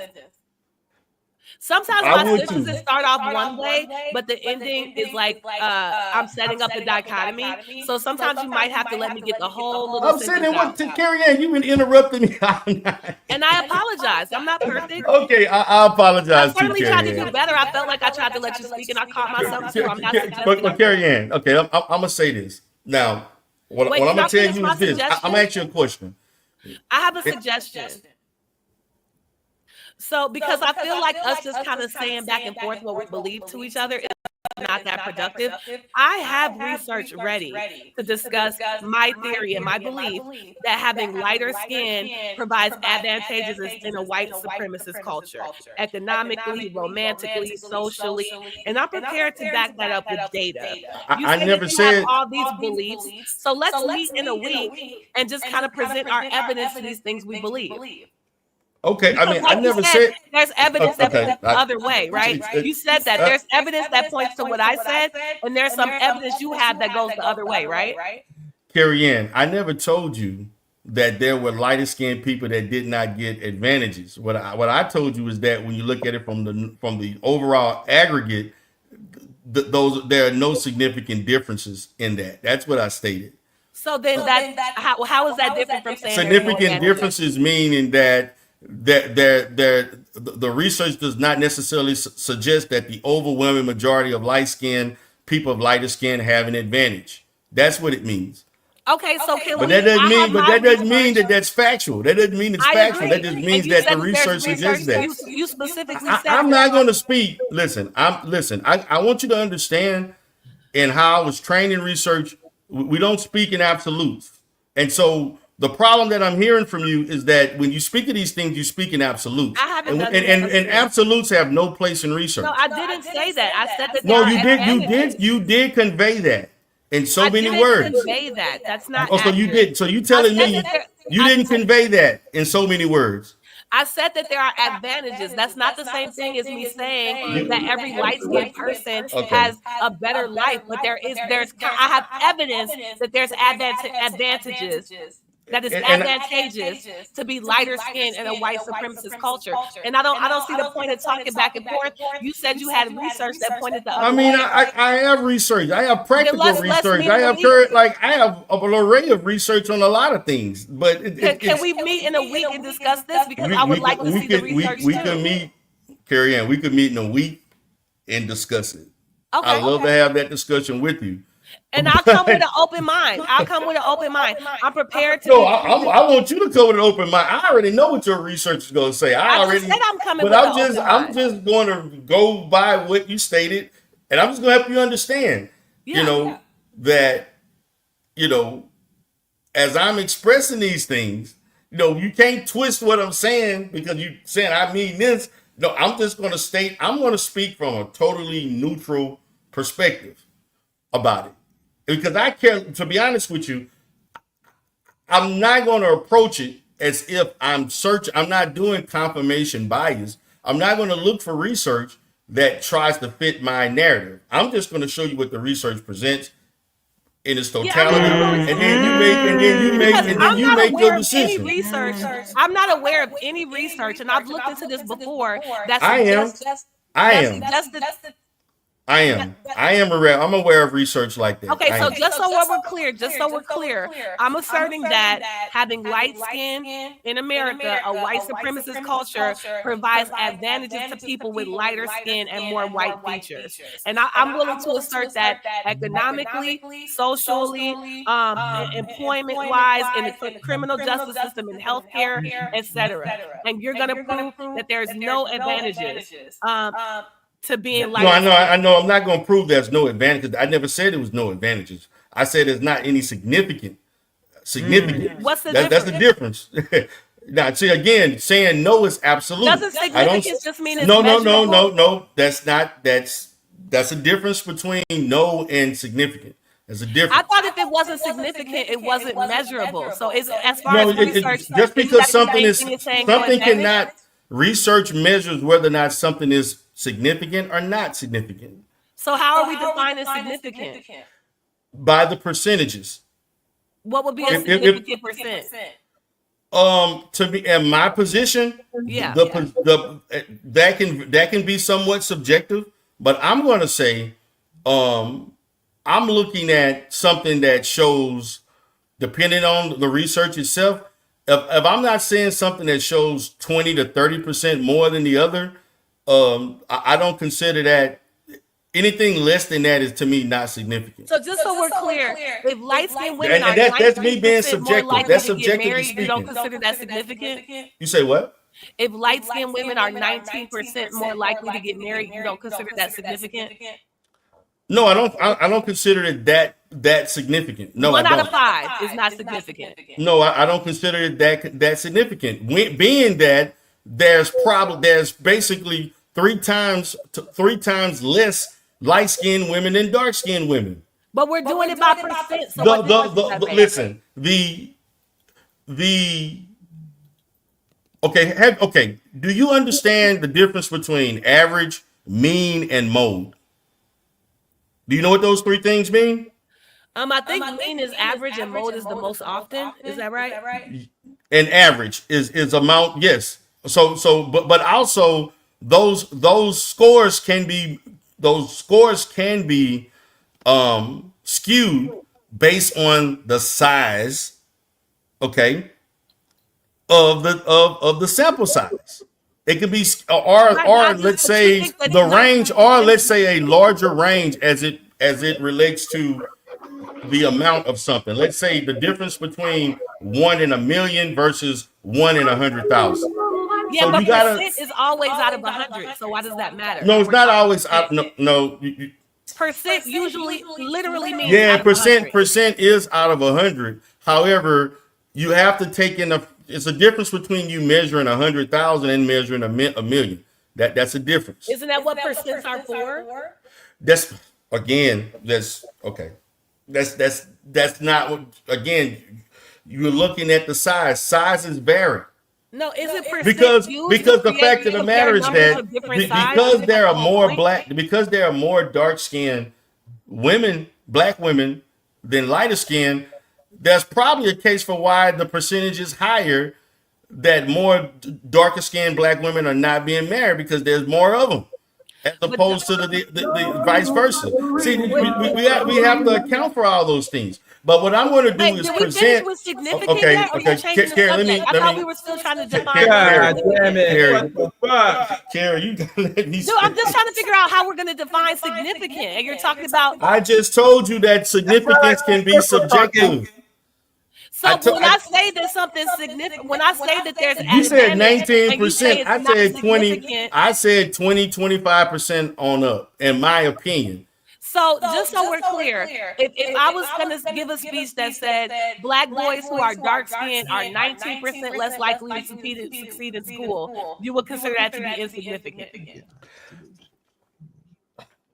I would consider that in some ways to be insignificant. In some ways, it all depends on what we're relating it to. I'm not going to say that. Hold on. Wait a minute. Wait a minute. That I'm going to say again. You're giving a blanket statement. Okay, that doesn't mean that. Period. 19% of black men or black boys are not succeeding in a certain way because there's certain aspects of how that's being measured and what is it applying to. But isn't that what 19% means? No, but what are you? But that 19% is applied to what? To 100. 100 of doing what? What? See, okay. Okay, so Carrie Ann, you just Carrie Ann, hold on, no, Carrie Ann, you got to understand how research. I understand. Okay, hold on. Let me say this. I know how research is used to say. I know how research is manipulated. I know how research is manipulated because I've done it. Here's the thing, right? You can listen. You can when give. You're looking at research, D-Darrell, okay. It's considered all things are considered. Okay. So if I'm gonna say 19% of black boys who are dark skinned have a lower chance of success in a program, you're considering that they're doing everything equal for all the boys in the group. But what's the chances of that? With this methodology, boys are 19% less likely to succeed. Like that's all that it means. No, so it doesn't. Carrie Ann, what you got to understand when doing research is that there's other parameters besides them being dark skinned that contributed in their failure. That's why it's all things considered equal. No, everything is not equul. That's what you have to understand. That's why it's all things considered equal. Nothing is. You can't consider things that are not. That's impossible. That's not even logical. All things are not equal. That's the reason why research has what's called a standard error of estimate. That there's error. There's going to be error. Everything is not going to be equal. Everything is not going to go through perfectly. Everything is not going to be systemic. Everybody's not going to respond. I don't know why you keep telling me the same because you keep saying I keep telling you this. I keep telling you this because you keep saying otherwise. So because the more you keep telling me, every time somebody gives a statistic, Carrie Ann, have you done research before? Carrie Ann, have you done research before? No. Okay, I have. Oh my God. I've done several research. I've done research on. Hold on, Carrie Ann. I've done research on free. I've done research on memory. I've done research on ADHD and medication. I've done research on memory, free and serial recall. I've done research as it relates to criminality in the black community. As a therapist, a behavioral therapist, I know what I'm talking about. Is any of that helping us get down to a definition? I'm speaking no different. I'm speaking no different if I was presenting something to a master's level class or PhD level class. I would be speaking no different. And I get what you're saying, but I think this is above your pay grade. I really do. Okay. Because if you're gonna come and be with this, I'm gonna only tell you the things that I know from a professional standpoint will work. You can throw in all the research you want. Carrie Ann, I can discredit your research without even reading it and just looking at the abstract of that research. So that's why I was hoping you would show me some research. But the fact of the matter, you've never done returch, and I have. Right, so you should show me some. So I don't understand. What are we discussing? I'm trying to explain to you. Okay. All I wanted you to do was bring your research. Carrie Ann, you've never done research. You already said that. I got to keep saying it because you keep trying to go otherwise.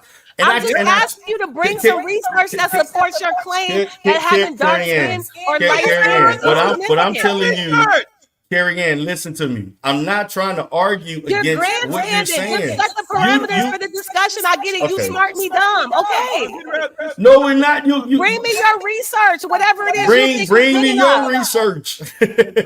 Well, you're the one that knows how to find better research. So just it ain't about better research. It's not.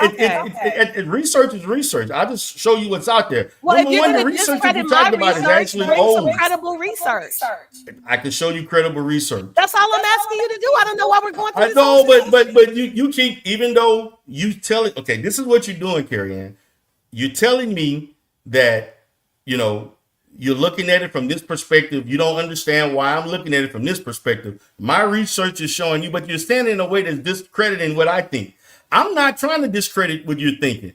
All I'm saying is you that brought up discrediting my research. I didn't bring that up. No. I brought up the fact that academically speaking, any research can be critiqued. I don't know why That's all I'm saying. It's any research can be. Why do you keep telling me that? Because I got it. Because we keep going. We keep having this circular discussion. So I'm going to be consistent. I'm going to be consistent. I'm consistent. That's why I'm repeating myself. I'm consistent. I'm consistently going to tell you the things that apply to research. I'm not going to vary. I'm not going to vary away from what I know works and how research is articulated. You know so much. I got you. No, I have the credentials. I don't have to say I made the paperwork say I know so much. So just so we're clear, D. Durrell. Okay. Are you willing to hear me say anything? You've been over talking me more like the whole time. Because you keep telling me the same thing about the because I have to repeat things but based on what you're saying, I have to reinsert the things because you're saying you continue to say these same things over and over. What did I say? Reinserting the same reasons. Unless you bring up a different reason, then I'll bring up something different. A different reason for what? I'm just trying to figure out what we're doing. Okay, Carrie Ann. All I asked you was, what do you consider significant? And then I asked you, are you sure you meant to say 20% is the threshold for significance? I said that's subjective. Right, which is why we nailed it down to 20%, right? I asked you. I said 20%. You, right? Okay. So next week, you're going to bring me evidence from research that may or may not be credible, and we're going to talk about the credibility. You're going to bring some research that shows that having dark skin does not have a significant difference from light skin within the threshold of 20%, correct? If that's going to be the threshold, that's fine. You picked it. Okay, I picked that threshold. That's fine. So next week on Sunday. I'm gonna be out of town. I'm gonna be in Vegas next weekend. Okay, just let me know when. I'm gonna say early next week. Because I'm gonna be in Vegas from Friday to Monday of next week. So I'm gonna say maybe Wednesday, Thursday of next week. I think this is an important discussion, and I think it's easier for us to have this discussion when we have. I like to. Let me know when I can finish the sentence. I'll be quiet.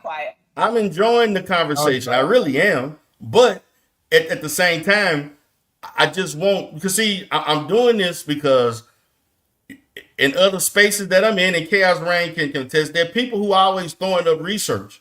And then when you read the research, they like, oh, but what about this? And I'm telling them, this is not, this is why this means this is why. And then people want to, again, this is not this sector, it's other sectors. And so I've done this before, Carrie. This is nothing different than I've already done in the past. But I welcome, I'm going to be honest with you, Carrie Ann. I really would like to see that. I would like you to email me that research because I really am interested in reading that research. Yeah, and I hope you'll give me the same courtesy so we both can come prepared. And I, like I was trying to say a minute ago, I think that this conversation would be a lot more productive for me anyway, if instead of just kind of attacking or criticizing or pointing out that my research won't be accurate, you can. No, I never said that. Please let me know when I can finish the sentence. I'll wait. No, but I didn't say that. So you again, you making these insinuations. I never stated that I never said anything about your research not being credible. I never did. I just said it's going to have flaw. That's a difference. Because our research has flaw. There's a difference. So when every time I bring up my research, you give the same speech over and over about because we're talking about the same research. I'll wait. No, because you're saying the reason. Maybe can I just get my whole thought out and then you disagree with what I got wrong? You telling me not to repeat let me know when I myself. can speak. Yeah, you telling me not to repeat myself and you repeating yourself. Well, I keep starting the same sentence, so Okay, I'm not go ahead, sure go how ahead, much Carrie. you got Go heard. ahead. I'm a mute. So again, I think this will be more productive if we both have research in front of us that could both be flawed.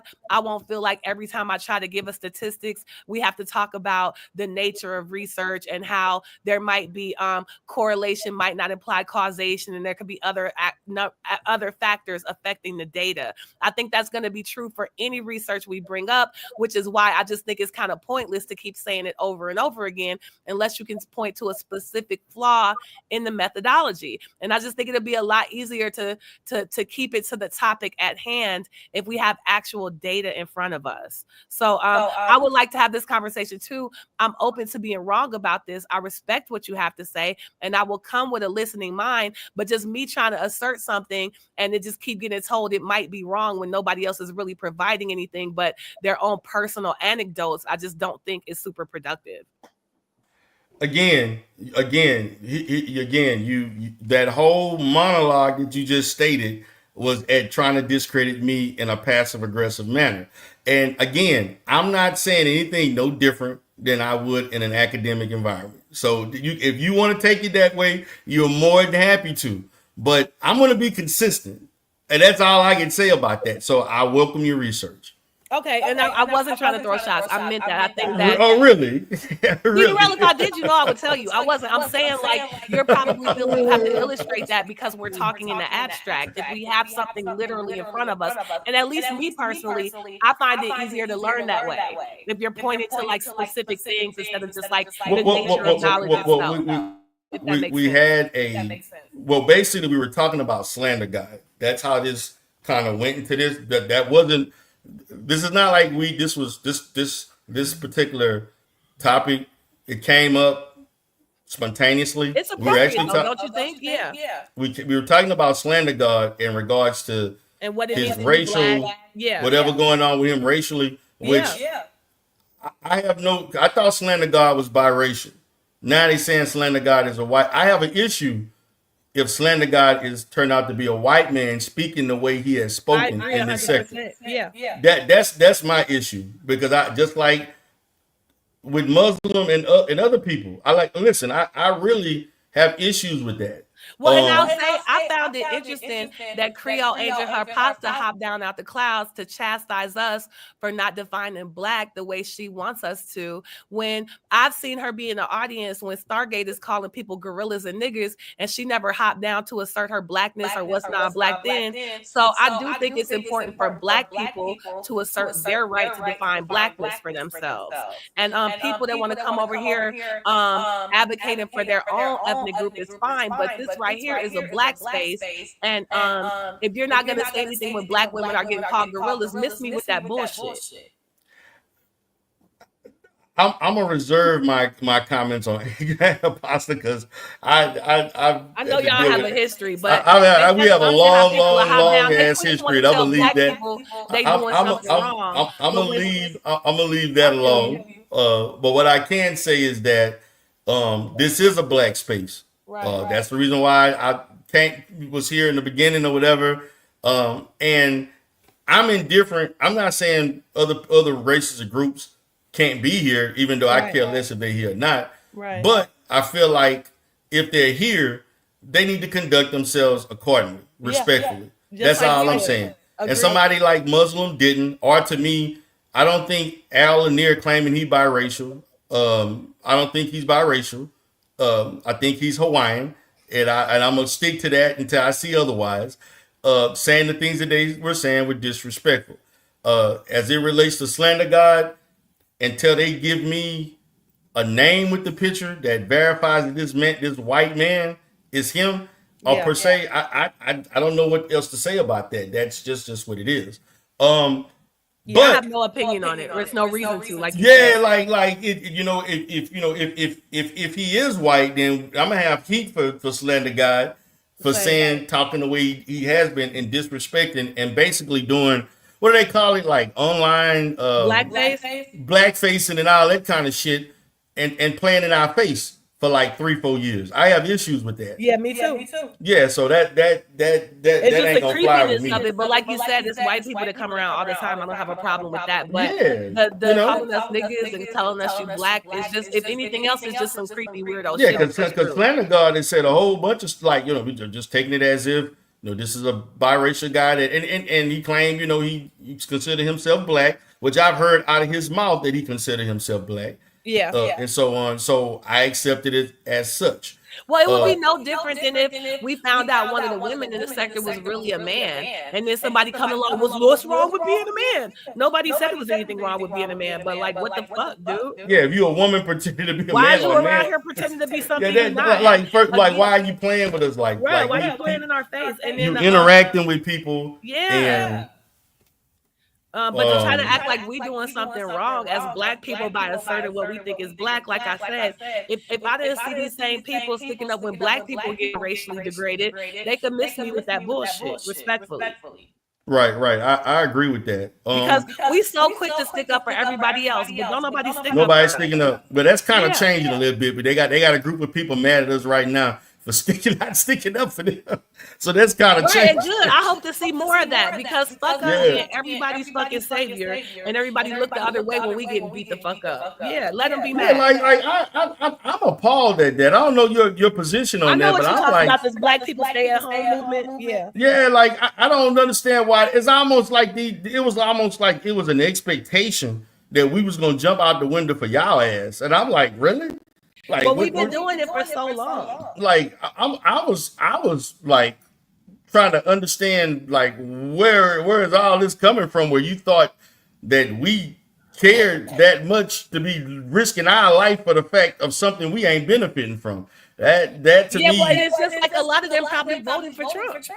Oh, they did overwhelmingly. Over 65% of that group voted for Donald Trump.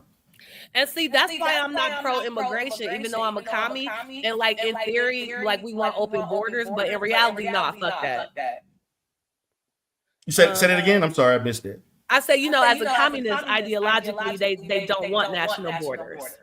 But I'm not purely anything, you know what I'm saying? I think right. on all things. So while I agree with most communist ideology, I'm not pro like open borders. I'm just not. Nah, that's a security risk. And race complicates things. Like these people come in here and first thing they want to do is advertise themselves as non-black. Yeah, I mean that's fine. They can do that, but then if that's what you choose to do, you take what else comes, everything else that comes with it. They take our jobs and they displace us and they take up all our program money and everything, and then they vote against us. So and that's why we not jumping out the window to help them. Exactly. So that behavior it leads to the reason why things are the way they are now. Well, like, that's why they could build a wall as far as I'm concerned. I'm fine with that too. As long as it's cost effective, but I tell you, we need to build a wall before all this global warming shit kick in, because they've been coming up here like World War Z, like real talk. Right. Disasters start hitting. It's real up, like, but no nation is going to let anybody just come in at will. So I don't know why people think that we're supposed to make all these concessions for everybody. And I live in a border state, and y'all got it real bad. And I gotta tell you, it was smart that y'all started sending them up north. Yeah, like it's horrible. Fuck that, yeah, like that stuff, like California. They say black people can't even get jobs down there unless they speak Spanish. They be treating us like. Oh, you mean in South Texas? Yeah, South Texas. That's probably the case. But not only that, even in cities like Houston or San Antonio or in other areas, there are jobs where they put that, you know, you have to speak Spanish in order to qualify as a means to disqualifying you from getting those jobs.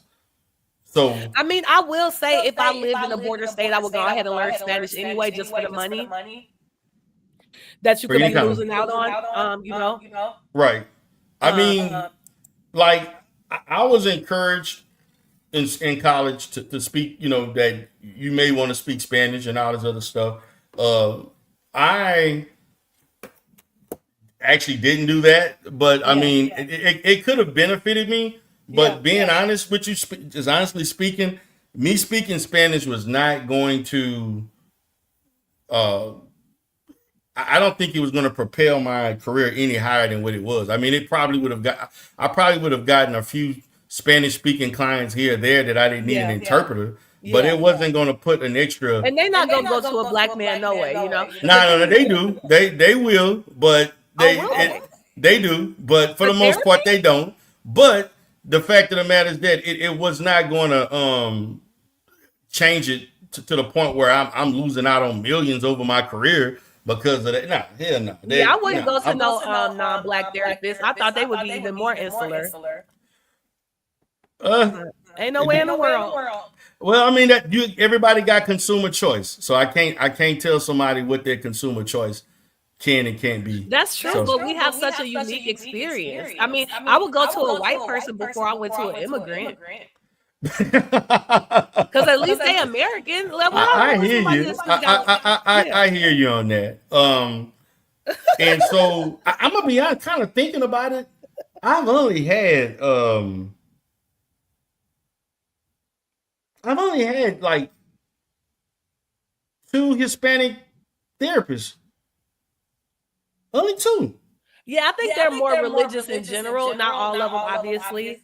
They very religious. But I work with a lot of Hispanic kids and Latino kids, and they not big on therapy. Some of them are though. No, they're not. They culturally speaking, they not. They're not. They almost worse than black folks are. They should though. They got plenty of the same problems. Yeah, they got definitely some of the same. But a lot of them, unfortunately, they wait till my experience is that they wait till things and just like they wait till things get really really bad. Yeah. And they exhaust they exhaust all other options before they decide to go to therapy. Yeah, I had this one wonderful student who I kind of talked into like considering therapy. Just a really smart kid and really thoughtful Hispanic male. And we just had a couple of talks about how he could probably really help a lot of his people. And I don't know if he'll do it, but it was just like a career opportunity that opened up to him because he just had something about him. I'm like, you talking about doing this and that. I can't remember what it was. It's like, dude, you will make a hell of a therapist, Right. I hope but they need them. They need them. They don't have enough of them for them, and that, especially the men, right? Especially they don't have enough. That basically black people make up 12% of therapists in the country, and 4% is men, and 7% of therapists are black women. So it's not enough. It's really not enough. Aren't we like 12% of the country? Yeah, but that doesn't mean we got to be 12% of therapists. Right, I know. Shit. Because it's not like everybody goes. Just kind of speaking, I think that number should be around, in my opinion, around 20-25% would be adequate. Because there's a lack of black therapists, period. Yeah. It is. And there are a lot of black people who are uncomfortable going to non-black therapists. Yeah.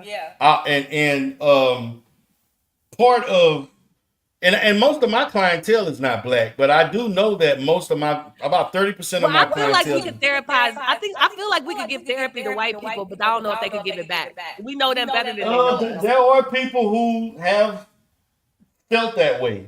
There are people that I've heard that have those same sentiments.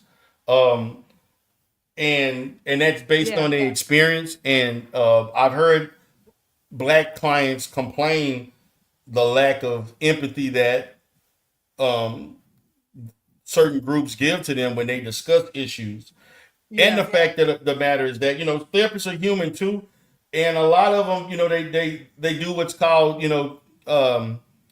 countertransference as it relates to how they view a person by how they look or what they perceive that culture, and that's a real thing. That there are people that have issues with that. So that there's legitimacy to think that way. Well, I'm definitely looking forward to our talk in a week or two. Oh yeah, I'm looking forward to going back and forth with you and discussing it, because I haven't done that in a long time. Yeah, and I don't consider it to be a debate at all. Like, I definitely am under this impression, but I'm not actually like certain. Do you know what I mean? Right. And at least the one that you quoted from the Urban something. That sounds like extensive research from what you stated. The way you described it as long as it was. I think it's the biggest one. I think it's the most well-regarded one. You probably heard of it before. Yeah, and I think that would be definitely something that I need to read, because I missed that one. So I need to definitely read that for my own. Yeah, like I said, I'm sure it's full of problems, but I think it's like the best we got as far as like some of the nitty-gritty on like a lot of Black stuff. Right. And then I'm gonna leave you with this, and I'm gonna hop down. Thanks for having me. Okay, cool. As far as like the Black therapist, there's this quote. Will you go on pause real quick? I mean mute. Okay, go. It's like I'm confusing myself. So James Baldwin, like my favorite author, he has this quote, and I'm gonna butcher it a little bit, but he was talking about how like Black people are more empathetic than other people, but it's because like we have to be. And the example he gives, I think it's in his novel Another Country. He says if you go to any office building in America where there's a Black guy working there, and of course he wrote in the 60s, so there will only be one Black guy working there, and he said if you ask all the white people in that office what they know about the Black guy, none of them know anything. They won't be able to tell you anything about him, not one thing, not to name his dog, his wife, his kids, his hobbies, nothing. But if you ask that Black guy, he'll be able to tell you like literally everything about those white people. And he said, number one, because white people think that Black people are invisible, so they say a lot of stuff around us, not regarding us as like another human being. This is James Baldwin. And he said also white people are more empathetic than Black people are more empathetic than white people in America in the 60s, because we have to be. It's a matter of our survival. Like we have to be able to read their minds and know what they're thinking. And because we're not a threat to them, they just literally don't see us. And yeah, I'm just gonna leave on that and hop down. Thanks for having me up.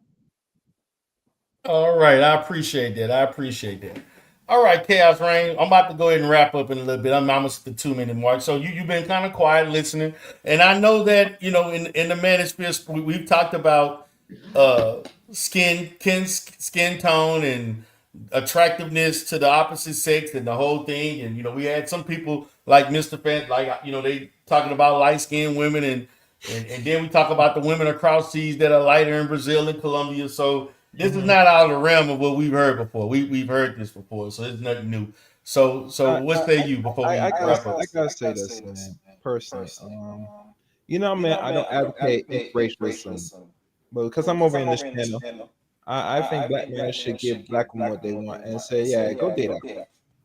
Maybe that will fix your problem. Maybe. Personally. Because these conversations they're getting very goofy about skin tone, who the preference, and then checking data. 5 Black men, light skin, maybe non-Black. I don't give a fuck about all that. Either you're gonna compete a market, or you just get what you is your self-worth. You get me? These conversations are people that not competitive.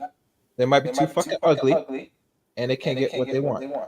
See, a Black man can't get what he wants. What happens to Black men? Let's go. We're 2 Black men. If we can't get a certain mate in the field, what happens to us?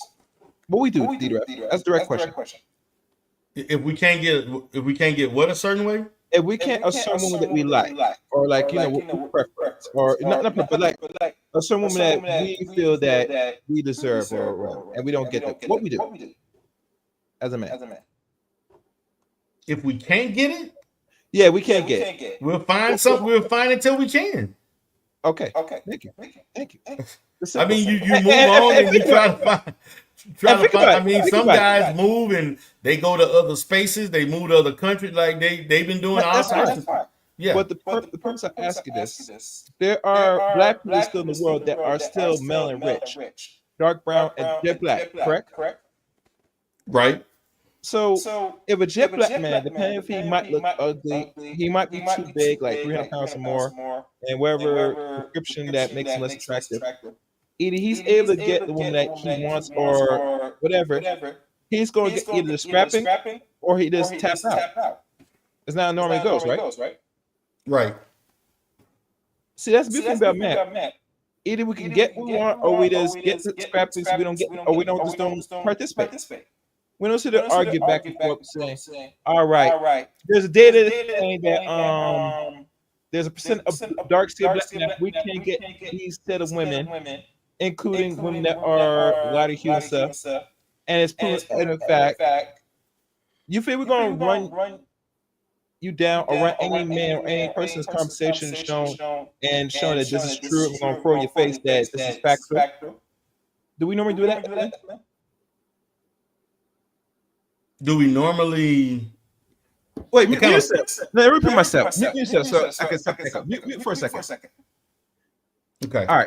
Because I'm hearing it, but it kind of like no, because the echo. Now it's hard for me to explain. I'm hearing my echo. And the echo. Okay, I'm gonna mute myself. Go ahead. I'm be clear. Now, what I'm saying, I'm trying to be as clear as possible for those that's listening to the replay of this. Will you find any black man want to argue down a man-woman about a study that a black man can't get a set of black women because the data shows that she will prefer picking a man that is lighter or pretty much whiter by a certain percentage, rather is 19, 20, 30%? Will you find any black man that you come across, Deidre, or I come across, but let's say you will fight and argue down that this is something that has to be researched? That's my question. Actually, for I don't see black men complaining about that. All right. Online. Okay. I have heard in real life some black men that were affected by the fact that a woman preferred a lighter skinned man. I heard that too. But not at a level where it's like a large percentage. But no, I don't. For the most part, I don't hear black men talking about that. Excellent. So the point is this, for clarity, you're never going to find it because men, either we can get what we want or we just either find something else or tap out. It's that simple. When I hear women, and I'm not sure Claire is one of them, but there are women out, and I see the first of many I'm hearing off the internet loudly trying to express that these men that are 15, maybe 10, or almost 1% are picking women that are lighter skin, wider because of the beauty standard. The standard is standard. And if these men are picking them that the media is pushing, is that reflects say that you're going to fight to be a standard that you don't fit, or you're going to just get what you get in the market? It should be a question. Well, you go with what's in the market. Thank you. I mean, whatever in the market, but I mean, I've had this colorism. This colorism argument is nothing new.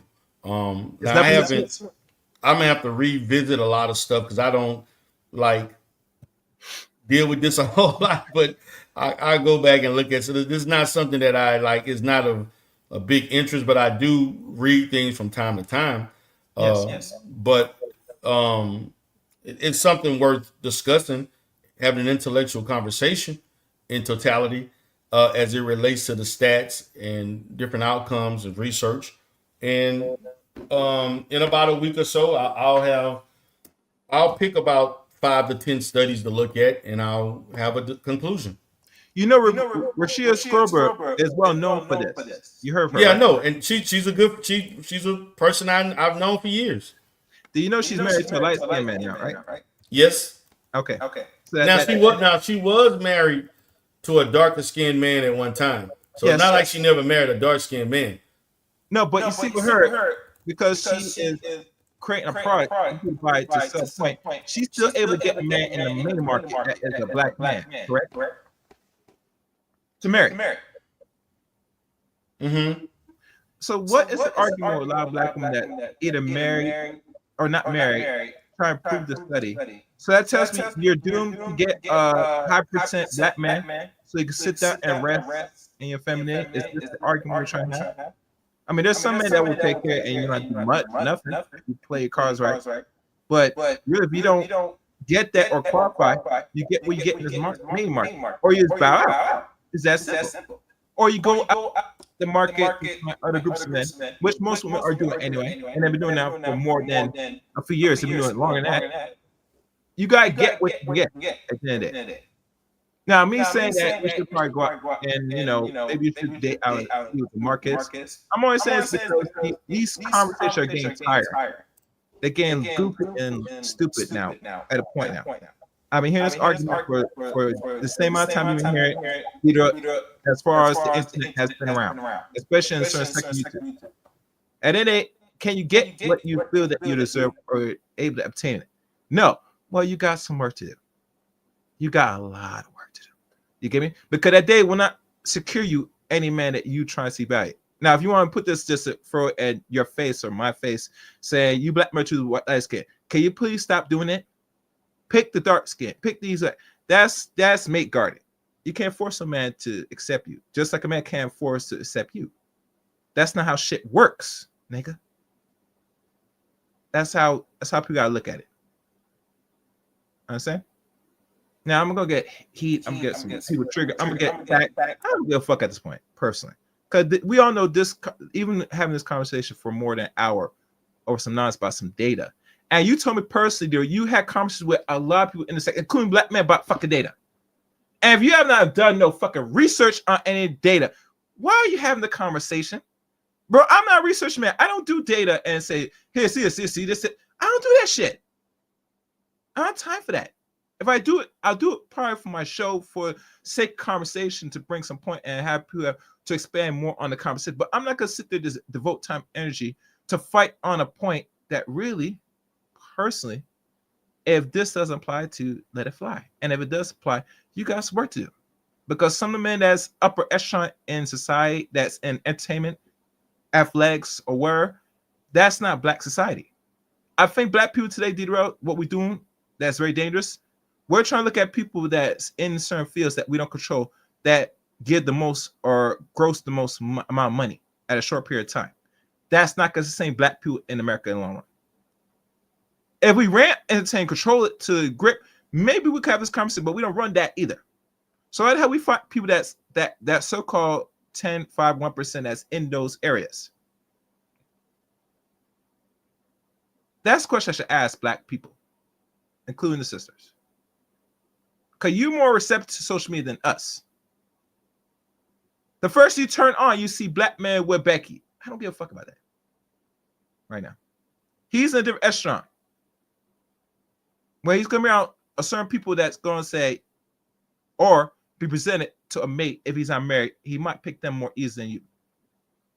So the best way to alleviate that and to eliminate that, you get him now while he's still at that stage. If not, you're rolling the fucking dice. And last time I checked, I'm not a gambling man. Are you, D-Rail? No, I'm not. And I rarely gamble because I know the average and percentage of the chance of winning. If I'd rather give my money to the casino than anything else. Then try and bank on hitting the super jackpot of what? $250,000 or $1 million or more. I don't like the odds. Yeah. So you know how it goes. And like I said, the chat room will be flooded like always. But like I said, if you're gonna do this research, I might listen to the show. I might not, because I really, be honest with you, when I hear these colors and talks, it's getting goofy. It's getting stupid. I don't fight points when I look at the environment as is, and I look at people that ask these questions or keep fighting. I look at them and overall their life, say, can you get what you do? You say, can you get what you qualify? Can you get the mate that you say you want? Oh, it's a black man. Okay, what type of black man? Oh, he's rich. Okay. Are you putting yourself in a position? Are you at the right sector, right space? Are you even trying? No. Okay, then that ends the question. If you get him now while he's up there on the top of the pyramid scheme, good luck. Because the next woman that's going to fight is going to be the wider spectrum, mostly either Hispanics or white women or whoever race women gonna try to get that. And trust me, they will fight for that. So, all right, dark. Listen, do the same shit applies to dark skinned females who will tell you they want a baby who's light eyes and good hair, even if the baby daddy is gone? Oh, interesting. Is that a question? Or that's they were just saying, like, they're saying it's the same thing going to apply to dark skinned women, because they're saying that the dark skinned women are complaining about black men in general liking lighter skinned women, but in turn they're also liking lighter skinned men. Oh, I guess. All right, which is a point that I will talk about in my discussion, but I'll leave that up to when that time comes. I will have my research. I have about 5 to 10 pieces of research to analyze and some other different things, and I'll have a discussion. Like I said, I might listen to that stream when you do it. I might not, depending on my mood. Because, like I said, I get tired of the colors and arguments and the prove fact that black women want wireless women. I mean, okay. If that's what you think and believe, then if you're a dark skinned black woman, which most of them arguing that are dark skinned, you got a lot of work. Either you're gonna get those black men, or you just go get a non-black man. You know what I'm saying? And let's be honest, if you're a dark skinned person anyway, especially a woman, most likely you want somebody lighter anyway, because you want the baby with good hair and like eyes. So stop it. You know what I'm saying? And think about it. Here's the deep thing about this, that people talk about. You're gonna produce the same hate that you complain about. Ain't that something? If you get with a non-black man or a man that's light skinned, whatever. What product is going to be byproduct of you dark and he's light? Is it going to be darker or lighter, or is it going to be some beige? That's the question we can ask ourselves. If it's the other, now you complain about the same thing you're going to produce. And we have the same conversation all over again. You can't make this shit up. Insanity. I'm going to stay away from insane conversations.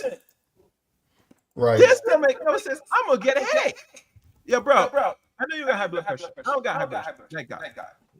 But even if we engage in this, someone's gonna get some out of it. And you're gonna get something. If you get your blood pressure rise, it's gonna rise if we have this conversation. And do shows on this. Multiple shows on this. Because you're gonna pull. By the time you try to learn or explain your reason, you're gonna be talking. You're gonna be fighting over something. I'm not doing that shit. Hell no. I said, no, you got it.